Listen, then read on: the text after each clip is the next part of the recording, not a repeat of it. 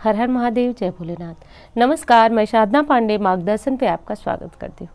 दोस्तों, मैं बात करूंगी एकादशी के बारे में, जो कि कल यानी कि 30 नवंबर को है। कल उत्पन्ना एकादशी है। जिन व्यक्ति को एकादशी प्रारंभ करना होता है वो इस एकादशी से व्रत प्रारंभ करते हैं। यह एकादशी काफ़ी श्रेष्ठ मानी जाती है, क्योंकि एकादशी तिथि का उत्पन्न आज से ही हुआ था। यानी एकादशी देवी जो कि भगवान विष्णु के से उत्पन्न हुई थी, उनका अवतर्य जो है वो आज ही हुआ था।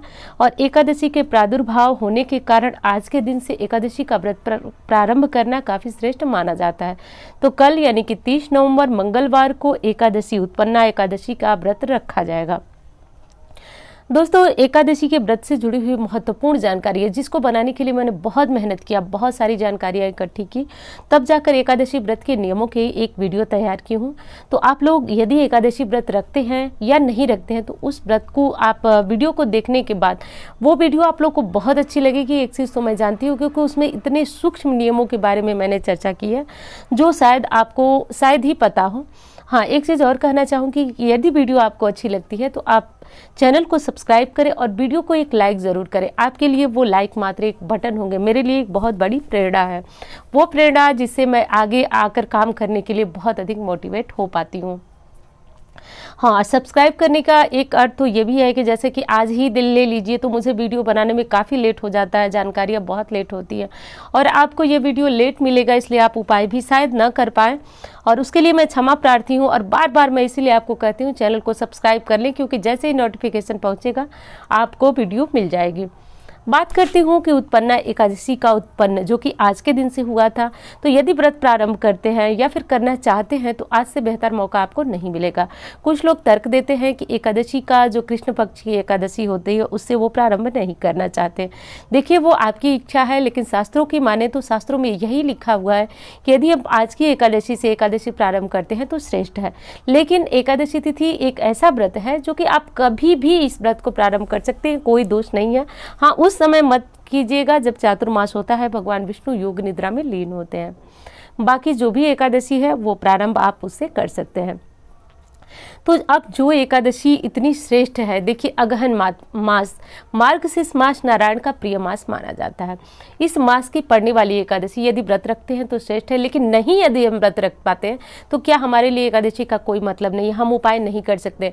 दोस्तों, मैं ये बार बार कहती हूँ, व्रत दूसरी चीज़ है, वो आपकी शारीरिक शुद्धि कराता है, लेकिन जो उपाय करना होता है वो उपाय आपके अलग होते हैं। उन चीज़ों को आपको करना ही चाहिए, आप व्रत रखें न रखें। बस ध्यान ये रखना होता है कि जो साधारण सा आपका आहार व्यवहार है उसमें नियंत्रण रखें। व्रत के संपूर्ण नियमों को आप पालन करेंगे। लहसुन, प्याज, मांस, मदिरा इत्यादि जो चीज़ें होती हैं, चावल का त्याग करना है आपको आज के दिन। यदि व्रत रखते हैं तो आपको नियम पता होंगे, नहीं नियम पता है तो उस वीडियो को देखिए। लेकिन जो नहीं व्रत रखते हैं उनको ये ध्यान रखना होगा, लहसुन, प्याज इत्यादि जो है भोजन नहीं करना है। जो उपाय आपको करना है, जो मैं उपाय बता रही हूँ, वो शाम के समय करना है। सबसे पहले तो एकादशी का व्रत है, आप तो सुबह सवेरे ब्रह्म मुहूर्त में आपको जगना चाहिए। नारायण के मंत्र जितना हो सके आप जपते रहिए। देखिए, रामायण में कहा गया है, कलयुग केवल नाम आधारा, सुमिरि सुमिरि न उतरे पारा। कलयुग में राम नाम, भगवान का नाम इतना बड़ा है जो कि बड़े से बड़े संकट को काट देता है। ये बहुत बड़ा एक आधार है। देखिए, उपाय हम सभी करते हैं, करना भी चाहिए, क्योंकि ज्योतिष उपाय जो होते हैं वो इतने बहुत अधिक असरदार होते हैं। यदि विश्वास के साथ किया जाए तो मेटत कठिन कुंवक भाल के, बड़े से बड़ा जो है वो हमारे भाल यानी कि भाग्य का लिखा भी हम कुछ हद तक उसे मिटा सकते हैं। वैसे देवाधिदेव महादेव तो संपूर्णतया भाग्य के लिखे लेख को भी मिटाते हैं, जो कि मैं आपको एक वीडियो में बता चुकी हूँ। लेकिन ये चीज़ रामायण में भी लिखी हुई है कि कुछ ऐसे प्रारब्ध होते हैं जिनको हम बहुत आसानी से अपने पुण्य कर्मों के द्वारा, ज्योतिष उपायों के द्वारा मिटा सकते हैं। तो आज यदि आपके घर में लक्ष्मी नहीं है तो उसके बारे में उपाय मैं लेकर आई हूँ। मैं बात कर रही थी कि यदि आप व्रत हैं तो आपका नियम तो दशमी से ही प्रारंभ हो जाता है। दशमी को आपको सूर्यास्त से पूर्व भोजन इत्यादि कर लेना होता है और अगले दिन आपको दंत धावन वगैरह जो प्रक्रिया होती है, यानी कि आपने दांत वगैरह साफ करने के बाद, स्नान करने के बाद आपको नारायण की विधि विधान से पूजा करनी है। देखिए, एकादशी का प्राकट्य हुआ था आज, इसलिए आज के दिन बेहद जरूरी है। एक चीज़ और बताना चाहती हूँ आपको, कुछ लोग जो है एकादशी, आपके प्रश्नों से ही मुझे ज्ञात हुआ, एकादशी तिथि पे किसी भी देवता को अनाज का भोग आप बिल्कुल मत लगाइए। आज के दिन फल का भोग लगा सकते हैं, मिश्री का भोग लगा सकते हैं, किशमिश जो भी आपके पास उपलब्ध हो भोग लगाएं। एकादशी तिथि को यहाँ तक कि किसी भी देवता को, जरूरी नहीं है कि भगवान विष्णु को, किसी भी देवता को आप अनाज का भोग न लगाएं। अब आप पूछेंगे क्यों, तो देखिए कहा जाता है शास्त्रों में कि आज के दिन देवता भी व्रत रखते हैं, एकादशी इतनी महत्वपूर्ण तिथि है। तो इसलिए आपको आज के दिन भगवान विष्णु को यदि केला मिले तो उसका भोग लगाना है। एकादशी व्रत का जो विधान होता है उसको संपूर्णतः आपको पालन करना है। एकादशी तिथि में यदि निर्जला रहते हैं तो अति उत्तम, नहीं रख पाते हैं तो आप जल फल जिस प्रकार आप एकादशी रखना चाहें वो रखें। एकादशी रखने का बहुत बड़ा महत्व शास्त्रों में बताया गया है। एकादशी तिथि जो है प्रारंभ हो रही है वो मंगलवार को। कब प्रारंभ हो रही है, तो सुबह 30 नवंबर को 4:13 पर, और एकादशी समाप्त हो रही है 1 दिसंबर को 2:13 AM पर।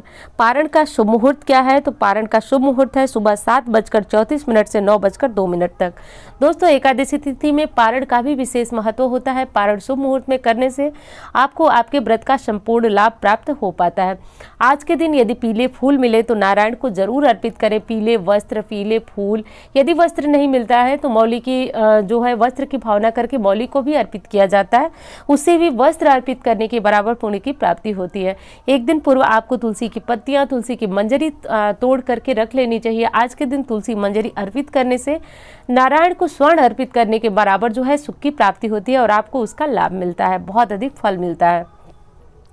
जो कोई एकादशी का व्रत रख पाते हैं उनके लिए बहुत श्रेष्ठ है। एकादशी तो रखते ही होंगे, लेकिन जो गृहस्थ धर्मी अपने दैनिक कार्यों में लगे रहते हैं, किसी भी कारण से वो व्रत नहीं रख पाते, वो सादा सा अपना भोजन करेंगे। चावल बिल्कुल मत बनाइएगा, न खाइएगा चावल। आज के दिन चावल का त्याग कीजिएगा और बिना चावल खाए, यहाँ तक कि बैगन, मूली इत्यादि चीज़ें भी एकादशी पे मत खाइएगा। मसूर की दाल भी मत खाइएगा, चाहे व्रत रहे या नहीं, क्योंकि आपको उपाय करना है और उपाय करें या न करें इन चीज़ों का एकादशी तिथि में त्याज्य ही होता है। यदि आपके घर में पैसे आते हैं या फिर पैसे आ ही नहीं पाते, आपको नौकरी नहीं लग रही है, देखिए ये उपाय जो होते हैं पैसे, एक शब्द में कहें धन के लिए, लेकिन कहीं ना कहीं ये चीज़ें, आपको नौकरी नहीं मिलेगी तो आपके घर में धन नहीं आ पाएगा। यदि आपके ऊपर कर्जे बहुत ज़्यादा हैं तो आप धन जो भी लाएंगे वो कर्जे में चला जाएगा। सब मिलाकर एक चीज़ है कि धन आएगा तो आपकी बहुत सारी परेशानियां जो है सॉल्व हो जाएंगी।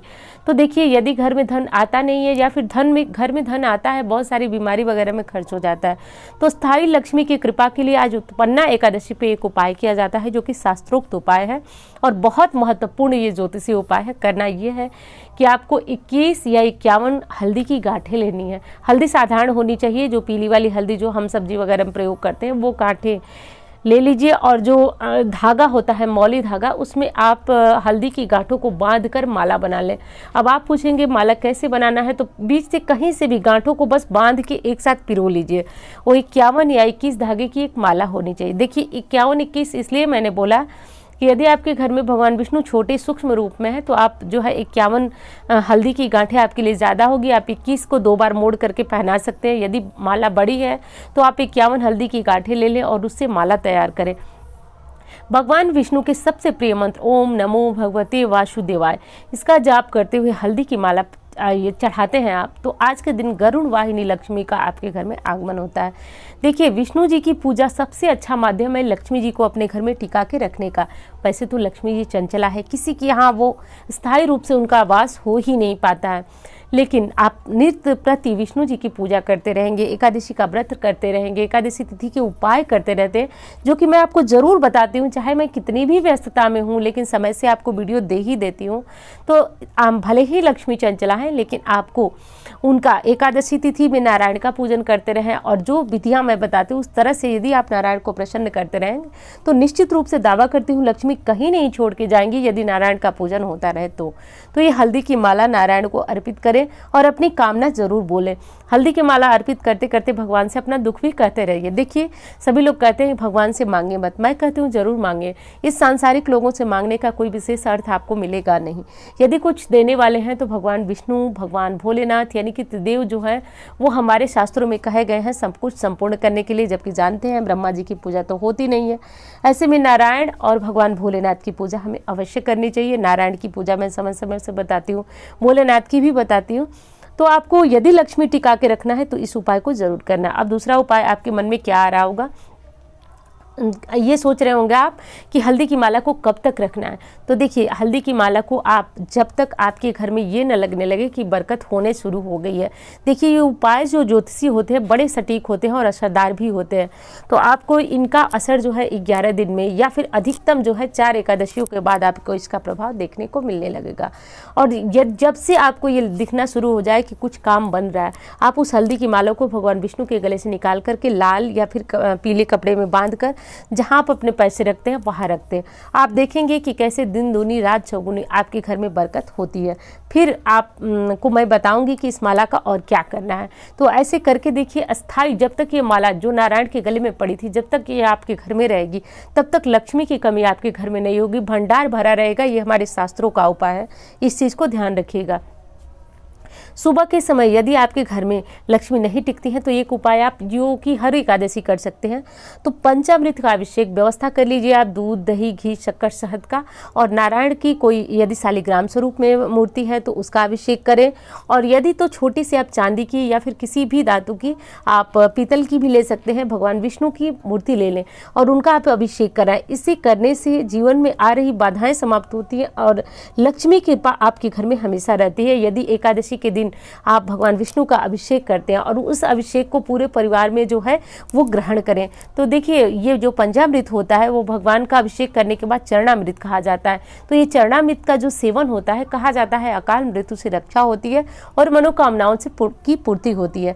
तो ये उपाय एकादशी तिथि पे, जो कि एकादशी का प्राकट्य दिवस है, आज के दिन करना बहुत विशेष है। तो ये उपाय आप कर लें। और यदि वीडियो अच्छी लगती है तो आप एक मेरी सराहना के लिए समझे, भगवान विष्णु के लिए समझे, लेकिन एक बहुत बड़े मोटिवेट करते हैं आपके जो लाइक होते हैं। तो एक लाइक ज़रूर कीजिए यदि वीडियो पसंद आती है तो, और चैनल को सब्सक्राइब कर लें, क्योंकि चाहे मेरी गलती समझे, चाहे मुझे फुर्सत नहीं मिलती है कि मैं समय से वीडियो दे पाती हूँ, तो आपके ये उपाय रह जाएंगे। फिर आप बार बार कहेंगे दीदी कोई उपाय बताइए, और आप बताइए, मैं जब हमेशा ही बता रही हूँ तो अलग से और क्या बताऊँगी आपको। तो इसके लिए चैनल को सब्सक्राइब करें और उम्मीद करती हूँ जानकारी आपको बहुत अच्छी लगेगी। मिलती हूँ इसी तरह की वीडियो के साथ। धन्यवाद।